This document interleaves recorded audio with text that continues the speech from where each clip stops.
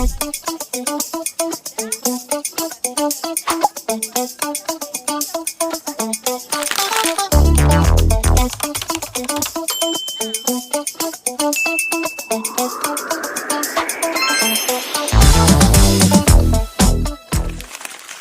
sih tektonisme itu? Tektonisme merupakan gejala alami berupa peristiwa pergerakan kerak bumi yang menyebabkan perubahan pada permukaan bumi. Tektonisme juga termasuk proses pembentukan permukaan bumi yang diklasifikasikan ke dalam proses alam endogen atau tenaga di dalam bumi. Salah satu jenis tektonisme yaitu tenaga espirogenesa. Tenaga espirogenesa ini merupakan perubahan pada permukaan bumi di wilayah yang cukup luas. Perubahan ini bisa berupa peningkatan atau penurunan pada permukaan bumi tersebut. Nah, perubahan ini juga terjadi dalam rentan waktu yang cukup lama. Epirogenesa terbagi menjadi dua. Yang pertama itu epirogenesa positif, yaitu terjadinya penurunan permukaan yang terjadi di bumi, yaitu yang mengakibatkan tingkat naiknya air yang ada di pedaratan.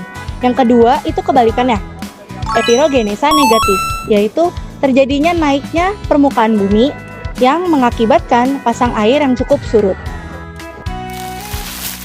Nah, selanjutnya itu ada orogenesa. Tapi apa sih orogenesa itu? Nah, orogenesa itu tuh proses pembentukan pegunungan yang disebabkan oleh aktivitas tektonik.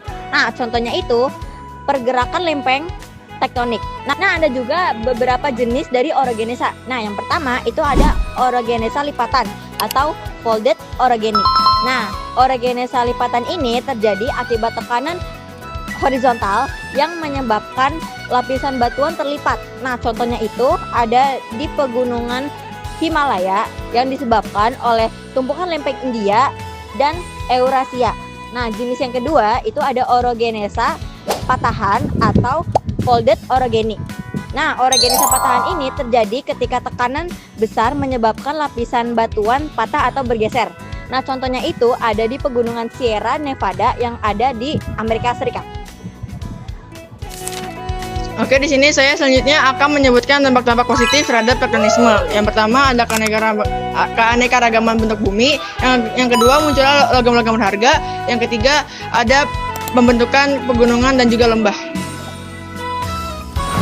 Selanjutnya itu ada dampak negatif dari tektonisme. Contohnya seperti yang pertama itu ada tanah longsor. Tanah longsor juga bisa mengancam pemukiman di lereng atau pegunungan. Yang kedua ada perubahan geografis. Perubahan geografis juga bisa merusak ekosistem dan lahan produktif.